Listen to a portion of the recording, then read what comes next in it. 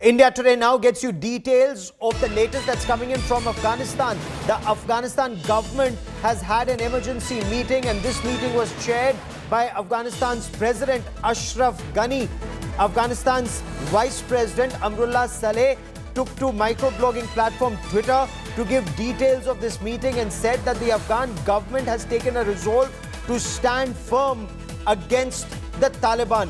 The Afghan government will strengthen national resistance against the Taliban. Now, this meeting was called to discuss proposals brought by Dr. Abdullah after the Doha talks with the Taliban. But the government of Afghanistan, the government of Ashraf Ghani, they refuse to give up without a fight. In some instances, there's hardly been a fight put up by the Afghan National Army, but the Ashraf Ghani government says they have absolute and full confidence in the Afghan National Defense Forces. Now, before I bring you more on this, I quickly also want to introduce our other guests. Joining me on the broadcast is Lieutenant General Gurmeet Singh. He's former Deputy Chief of Army Staff, someone who's commanded the crucial Kashmir Corps. Also with me is Ambassador Vivek Kaju. Ambassador Kaju is former Secretary in the Ministry of External Affairs and has been India's ambassador to Afghanistan. But General, if I may, General Gurmeet Singh, when the Afghanistan government says they stand and they have firm faith in the Afghan National Army, is this just attempting to boost the morale because Taliban now are less than 100 kilometers from Kabul? Gaurav, absolutely. I think it's a very big challenge to Afghan nation, to Afghan people, to Afghan government and Afghanistan National Defense and Security Forces. I think this resolve which has been taken now in the emergent meeting, this was the need. In fact, the speed with which the Taliban has carried out their offensive, their attacks, and the way they have, in just 8 days, they have captured 15 provincial capitals. I think there is a requirement that the morale of the Afghan National Defense Forces and the people to come up as a national resistance is required. Maybe it, on the face of it, it looks a little late. But let me tell you one thing, that both the sides, the Taliban and the government both the sides also indulging into media and narrative warfare. It's so narrative warfare that's also underway, but look at the ground situation. And Ambassador Kaju, if I may, in today's meeting, says Amrullah Saleh, the Vice President of Afghanistan, on national security chaired by President Ghani, it was decided with conviction and resolve. We stand firm against Taliban terrorists and do everything to strengthen the national resistance by all means and ways. We are proud of the Afghan National Defense and Security Forces. Your reading of the situation at this point of time, Ambassador Kaju? Amrullah Saleh, whom I know personally for the last almost 25 years, is a man of great courage. And I'm not surprised as his taking the stand that he has taken. He has fought the Taliban almost his entire life. Now, that being said, the fact is that the situation on the ground is pretty grim.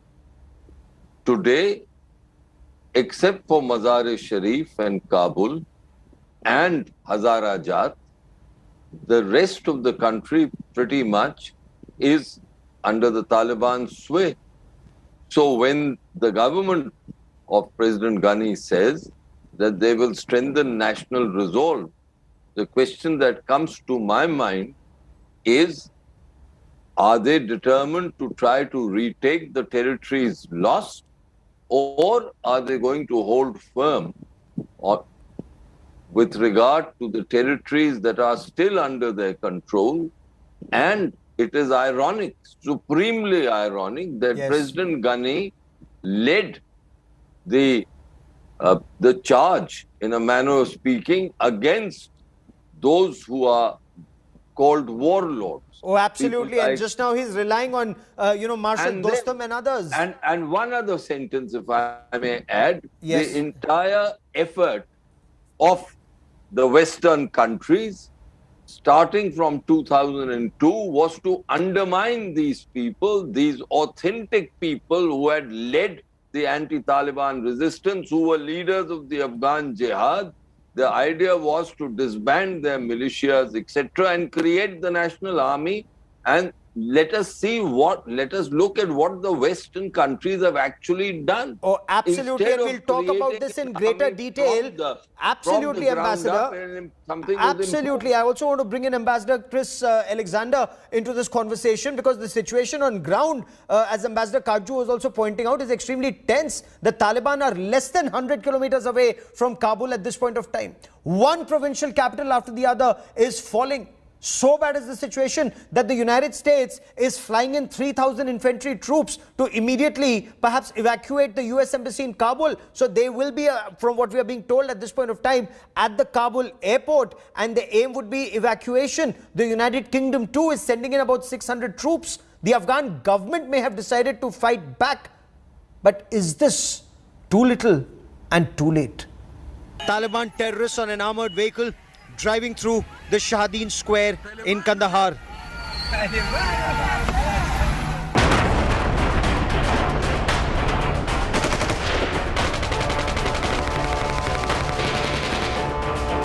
The capture of Kandahar and Herat, the country's second and third largest cities, represent Taliban's two biggest military victories since they began their offensive in May. The deadly insurgency is fast turning into a rout of the Afghan National Army. Kandahar is particularly a heavy blow to the Afghan government. This is the heartland of the Taliban ethnic Pashtun fighters who emerged in the province in 1994 amidst the chaos of civil war. Of Afghanistan's major cities, the government still holds Mazar-e-Sharif in the north and Jalalabad near the Pakistani border in the east, and of course, capital Kabul. Taliban are now in full control of 14 of 34 provincial capitals after the collapse of Lashkar Gah, the capital of the Helmand province. The US intelligence assessment is that Taliban could try and isolate Kabul in the next 30 days and possibly take it over in under 90.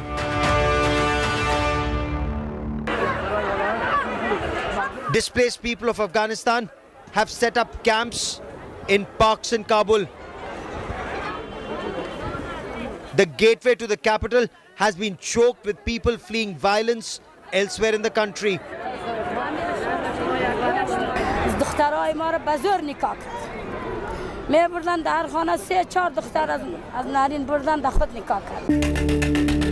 So desperate is the situation that late Thursday, the United States announced sending 3,000 frontline infantry soldiers back into Afghanistan to help evacuate the US embassy in Kabul. 3 infantry battalions are being redeployed in Afghanistan as of now. So are you concerned they're going to be under attack? As in all cases, our commanders will have the right of self-defense, and any attack upon our forces will be met with a swift and appropriate response. The United Kingdom too has announced they will send in 600 soldiers to help evacuate British personnel, diplomats and staff from their mission in Afghanistan. The speed of the Taliban advance has sparked widespread anger over US President Joe Biden's decision to withdraw troops and leave Afghanistan to fight it out alone. Bureau Report, India Today. For 20 years after the ouster of Taliban, effort was made to change the mindset and empower women in Afghanistan. And a lot of success was achieved. But like a nightmare, the US pullout resulted in Taliban, and as some argue, dark days returning to Afghanistan. There are reports that women are being abducted and forcibly married to Taliban terrorists. Women in Afghanistan are once again on the brink of losing their hard-won freedom. Geeta Mohan gets us more.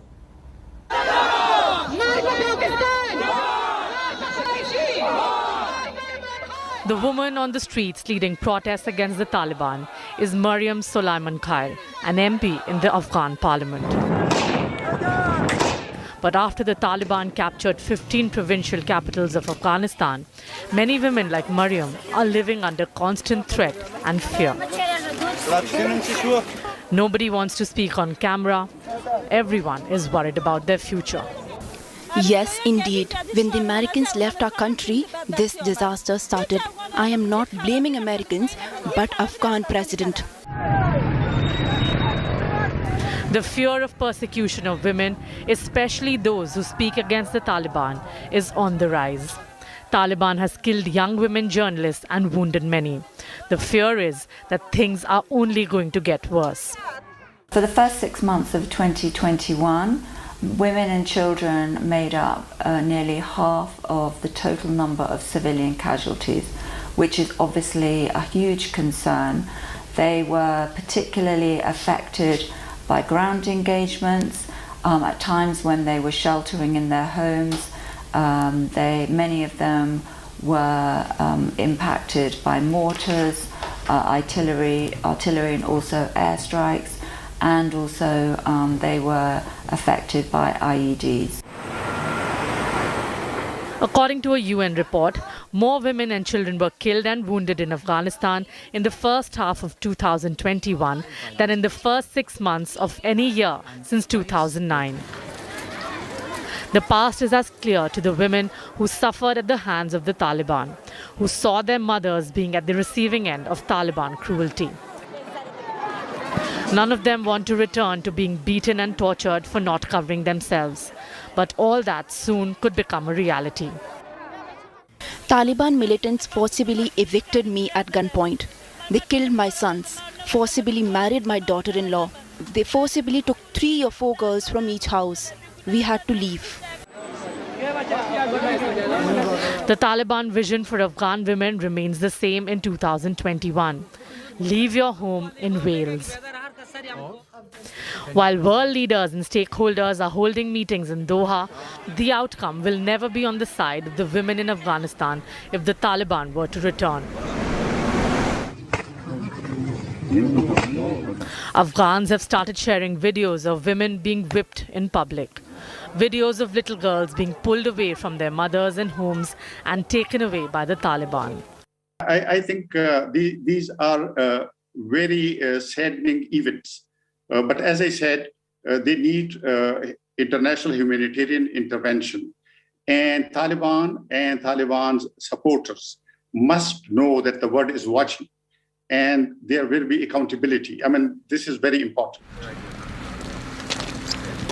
With security rapidly deteriorating, the United States is sending 3,000 troops to Kabul and keeping an additional 1,000 on standby in Qatar.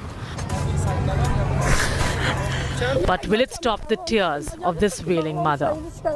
In all this, nobody has asked the women of Afghanistan what they want. They certainly don't want this. With Geeta Mohan, Bureau Report, India Today. And the ground reality, according to the Taliban, is that they control more than 200 or 400 districts. Taliban, of course, at one point of time late this evening claimed that they control 90% of Afghanistan. And in several provincial capitals, the Afghan National Army seems to have vacated towns and cities moments before the Taliban entered, and on motorcycles. In some instances like Ghazni, Taliban had to give a safe passage to the governor and his staff. They left without a fight. So is the battle already lost in the mind? Can the tide still be turned? Will call for sanctions against Pakistan work, or is it too late?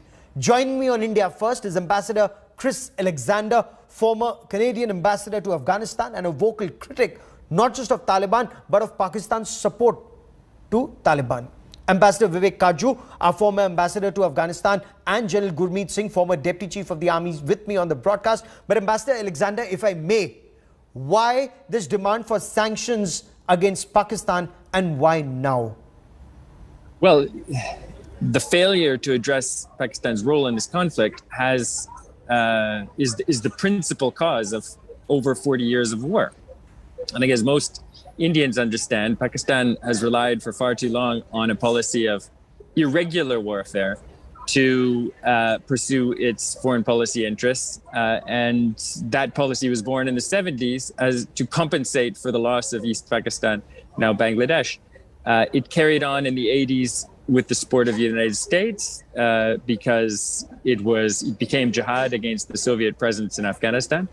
But since 1989, roughly, Pakistan has been pursuing it more or less alone and at terrible cost to Afghanistan. It led to civil war in the 90s. It led to the Taliban regime. And for 20 years, it led to the many failures of the NATO mission because this cross-border threat never went away. Yes. Other countries that have invaded their neighbors have faced strong international action. Vladimir Putin invaded Ukraine in 2014. There are sanctions to this day. And that invasion was stopped dead in its tracks. The Soviet Union, when it invaded Afghanistan in 1979, faced sanctions and strong international condemnation. Why is this not happening today? Partly because Pakistan has been very adamant, very zealous to conceal their role. They do not acknowledge it publicly, but it's now an open secret. And to save Afghanistan from another round of horrors, the whole world needs to come together, including India, which is presiding the Security Council this month, to call for sanctions against this country that is one of the world's primary sponsors of terrorism. That's a fair point that you raise, Ambassador. And let me take this to Ambassador Vivek Kajju. Ambassador Kajju, at this stage, will sanctions work? Will they just be symbolic? Because Ambassador Alexander makes a very pertinent point. This is Pakistan army using irregulars to invade another country. No, I entirely agree with Chris. I think the Pakistanis have always practiced irregular warfare. They've sponsored terrorists. But the fact is that large and influential Western countries themselves have compromised with the Pakistan. For instance, after 2001 and 2002, there was this basic compromise made between the Americans and the Pakistanis that the Americans will look the other way on the Taliban issue. The Taliban could be given sanctuaries, and in return, the Pakistanis would hand over Al-Qaeda operatives. Yes. Now, the Pakistanis gained over $11 billion, and except for one or two, handed over 600 low-level operatives, Al-Qaeda operatives. So these were the kind of Faustian bargains which encouraged the Pakistanis. And today, if we talk of sanctions, of course, they should be sanctioned. But then will the Chinese and the Russians and other influential countries, especially the Chinese and the Russians, will they stand by sanctions? Or will they bail the Pakistanis out? So I do believe that we've got to address these issues with a large measure of realism. Okay, but do we need to do it, or is it already too late? Because General Gurmeet Singh, will sanctions mean anything to the Pakistan army or its generals who are guiding the Taliban at this stage when they're practically at the doorstep of Kabul? Gaurav, I personally feel that even at this stage, the sanctions must be imposed on the Pakistanis. In fact, Pakistanis' role, they are the root of the problem because of which what is happening in Afghanistan. In fact, I would go a step further to say that there's a requirement that diplomatically Pakistan should be isolated in totality. And let me go a step still further to say that they had inducted almost 20,000 terrorists into Afghanistan, into the game which is being played now. They have also mustered about 10,000 terrorists who are fighting along with the Taliban at the moment. Actually, Pakistan is a part of an extended conflict zone, and it is emanating from that place. I think no, but this is a fact that, as Ambassador Alexander points out, India knows this, the world knows this, America has suffered, the generals have said it, and yet no action is taken. And as Ambassador Kajju points out, will China even permit it? Ambassador Alexander, if I may, sanctions against Pakistan as a country, economic sanctions against Pakistan as a country, or are you advocating singling out Pakistan Army and ISI officers who are either leading, spearheading or guiding the Taliban and action against them? What will work better? Well, I think those measures are required as well as others. The strategy against Putin's administration after their invasion of Ukraine, which has been a disaster for Russia, was to go after those in the chain of command. The same could be done with Pakistan. That would involve generals at GHQ Rawalpindi, but also the leadership of the ISI and other agencies involved, as well as their civilian overseers, even though they don't have much say over the policy-making process. There should also be a stern warning that economic sanctions, including IMF programs, will be in jeopardy if this behavior continues. Okay, but at this stage, UN sanctions or US sanctions, will it send out a message, Ambassador Kajju, or is Pakistan so shameless that one, it doesn't care, and two, as you rightly pointed out, China will bail it out because China also wants to spread its influence and exploit Afghanistan? Look, UN sanctions are out of the question because the Chinese will veto them. And so I do think the Russians too. Second, is the real problem is, and this is an issue which is confronted by the international community. Does anyone want to create a situation in Pakistan, a country with nuclear weapons, which will destabilize that country and therefore lead to incalculable consequences? This is the kind of situation that the Pakistanis actually rely on. They blackmail the West. But this is how the West gets blackmailed. Absolutely. Pakistan keeps a gun to its own head and threatens to shoot itself. You're absolutely right, Gaurav, but that is what we are seeing. And look, let me give you one simple fact. The Soviets lost in Afghanistan because they couldn't cross the Durand line and take on the Pakistanis in order to ensure that the Mujahideen sanctuaries were destroyed. The Americans and the NATO forces also didn't cross the Durand line. And if they couldn't cross the Durand line, the war was lost. Yes. It was lost the day it was decided by these countries that the war will only be fought in Afghanistan. So now, to say that there should be sanctions against Pakistan, of course there should be sanctions against Pakistan.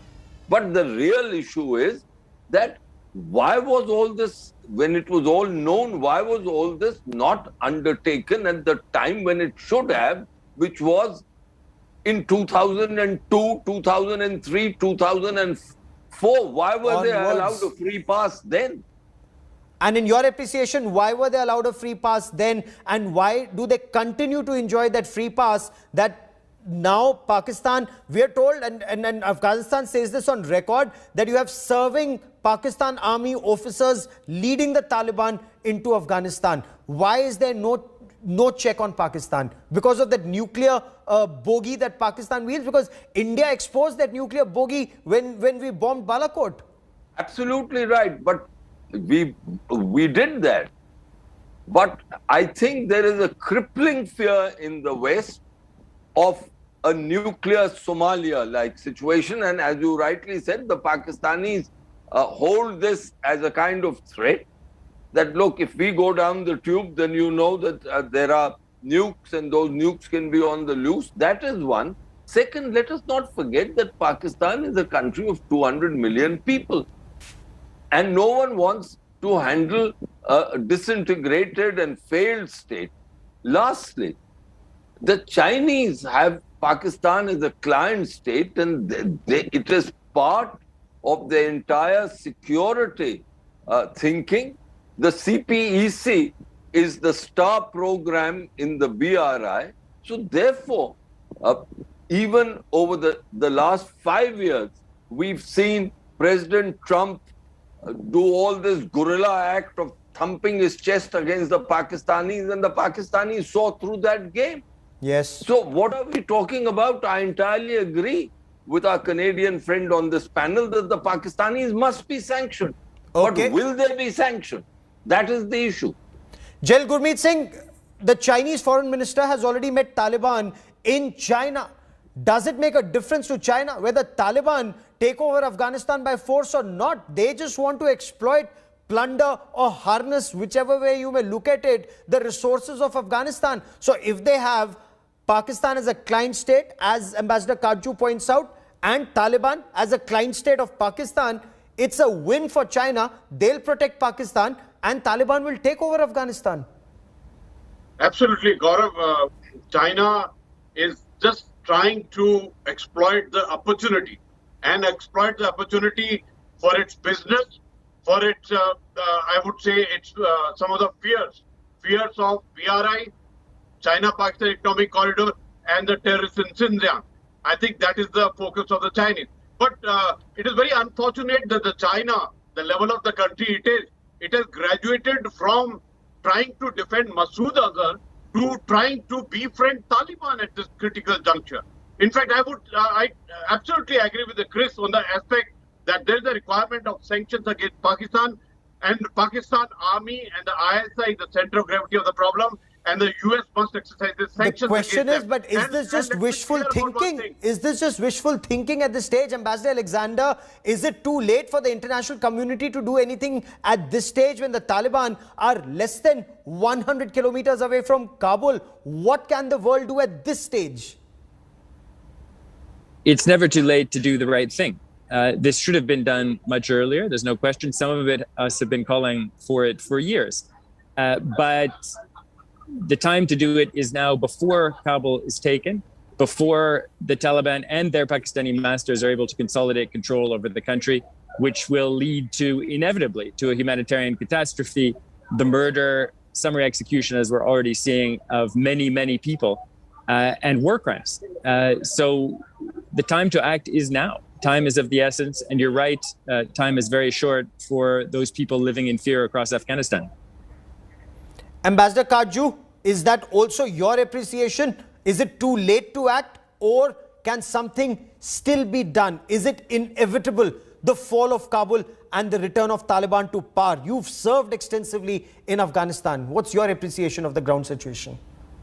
Look, I think that there is a very, very slim chance, and it's getting slimmer by the day, that some kind of sanity would now prevail and the Taliban would realize that they need to co-opt people and not pursue the kind of policies they did. But as I said, the chance is very slim. Because why would they want to? The tide is in their favor. They're on a roll. Afghanistan army has just collapsed. I'll tell you why. The messages being sent by the international community as of now are one of solidarity, that it would not accept a government established by force. But there would always be this feeling in the Taliban that when push comes to shove, the solidarity will not continue, that the Chinese and the Russians and perhaps the Iranians and other states would eventually individually start doing business with them, so that the kind of international solidarity against them which was shown in the 1990s will no longer prevail. And if that feeling comes in, then of course the Taliban will continue with their military momentum. And the Pakistanis, I think, if what Ambassador Alexander is saying can actually be achieved, that means that this later the Americans decide to invoke sanctions, and firm sanctions against the Pakistan army, the ISI, the Pakistan state, then perhaps the Pakistanis would realize that the Americans mean business. But having said that, realism tells me that that will simply not happen. Yep. The Americans have in particular, but NATO too has accepted a strategic defeat in Afghanistan. And we are now seeing the end of saving their own forces, saving their own people and pulling out. No, in fact, there was a very alarming report. This is the fact that I see, that a strategic defeat has been accepted. Because America's for accepted 20 years, of course, they have accepted it. Jail Gurmeet Singh, 3,000 American soldiers are reaching Kabul in the next 24 to 48 hours. Can the tide still be turned, or these soldiers are only going in to evacuate their own people? And one newspaper report seemed to indicate that they're telling the Taliban not to harm their embassy and their staff. Will, as some argue, Mazar-e-Sharif now be the center of resistance or fight back? Or is that just wishful thinking on the part of the Afghan government? Gaurav, these 3,000 troops which are going, 1 battalion of marine and 2 of infantry, this is basically going to assist in withdrawal and of the US assets in that area. So I think they are looking at their own safety and precautions themselves. And for that, they have taken commitment. Even you recall that this is the first commitment which they have taken when the Doha peace talks are going on, that they will not disturb the withdrawal of the US troops from there. Yes. I think that's what seems to be the aim. But one thing I would like to, Gaurav, just put in that the problem starts further from hereafter. The axis of problem of China, Pakistan and the Taliban. The Pakistan and the Taliban, which is founded on the aspect of fundamentalism, extremism and jihadism. In fact, I would say that sanctions, action on Pakistan, dealing with the problem of Pakistan Army and ISI, I think even assumes greater importance at this juncture. Okay. Ambassador Alexander, I know you have to leave, but before we let you go, sir, in your appreciation, I mean, despite the world knowing the truth, whether it's the United States or NATO forces or even the UN, why has the world not been able to pinpoint responsibility on Pakistan? Can Pakistan continue to get away literally with murder, saying Taliban, an indigenous movement, it's an insurgency, and they are neither funding nor arming the Taliban? Face them with the facts. It is Pakistan's own generals who have acknowledged their role. Look at the former DGISI Durrani online acknowledging this. Look at video of Imran Khan, Pervez Musharraf themselves acknowledging Pakistan's role in creating the Taliban and supporting and sheltering Al-Qaeda. It's time to stop playing games with this, these verbal battles. Did we do it? Did we not do it? Human lives are at stake here, as well as fundamental principles of international law. We all rely on the principle of sovereignty, the inviolability of borders, that our neighbors will not interfere militarily in our affairs. And Pakistan is breaking all of those rules in Afghanistan. They've been doing it for decades. It's time to finally hold them to account and stop buying into their propaganda. Oh, absolutely. There are reports that are coming in, Ambassador Kajju, and since you know the lay of the land well, Taliban say they are in control of the Salma Dam or the Afghan-India Friendship Dam. What does this mean now? Is as far as India is concerned, all our investment was for the betterment of the people of Afghanistan. But is all of that now lost? Will we also have to pull out of Afghanistan sooner than later? Well, I doubt whether the Taliban would try to destroy that dam, because that would have very major and indeed catastrophic consequences. Because a dam holds a reservoir of water and you don't play around with it. And one other point, once Herat is under their control, then the Salma Dam naturally comes under their control. As far as Indian-made infrastructure is concerned, it can become a casualty of during lethal action. But it remains to be seen whether the infrastructure built by India would actually be targeted by the Taliban, because Indian assistance to Afghanistan was very, very popular, perhaps the most popular, and it cut across all sections of Afghan society. As far as India pulling out is concerned, well, I've had a very different view from most people. I do believe that if the security situation so demands, then naturally you pull out, and other countries will pull out too, because no one wants to have their diplomats in harm's way. Yes. But I think realism demanded that just as other countries were talking to all parties in Afghanistan, including the Taliban, we should have done so too. Okay. I think that does not mean endorsing what the Taliban stand for. It doesn't mean that the Pakistanis shouldn't be sanctioned. But this is the way the diplomatic game has been played on this issue, and we should play it. One last point. As you mentioned, Mazar-e-Sharif. Now, who is going, if there's Mazar-e-Sharif will be safe from the Taliban, who will save it?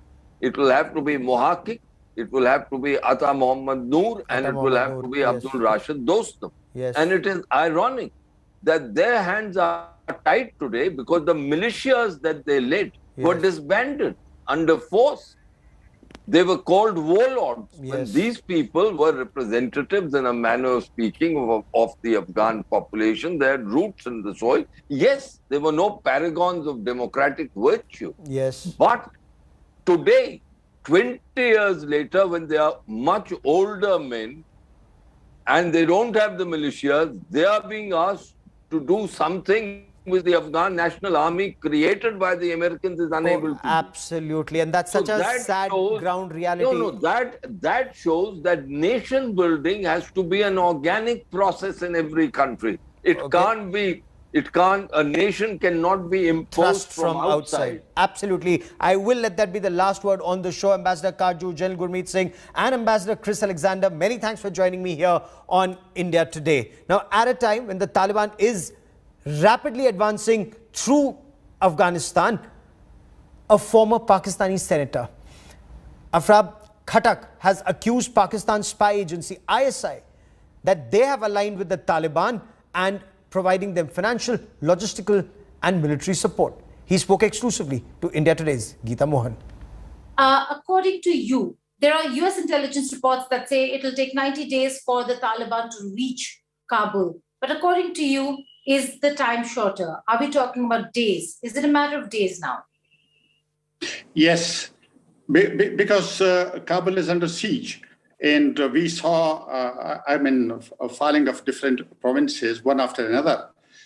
So you see Taliban fighting in all the 34 provinces of Afghanistan simultaneously, having a supply line behind them, intelligence, reconnaissance, everything was in place militarily.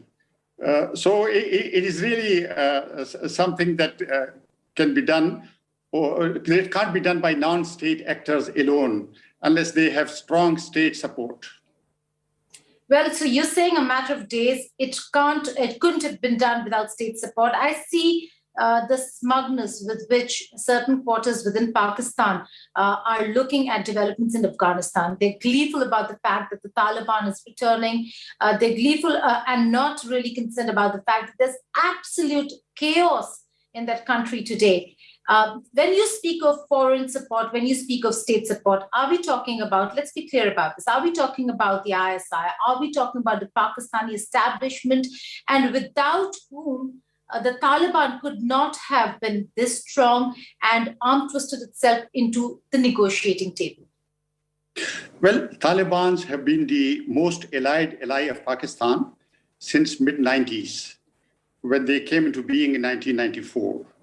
So how can an insurgency continue to exist for more than 2 decades, 21 years, without sanctuaries, without support? So they were all the time based in Pakistan. There is no doubt about that.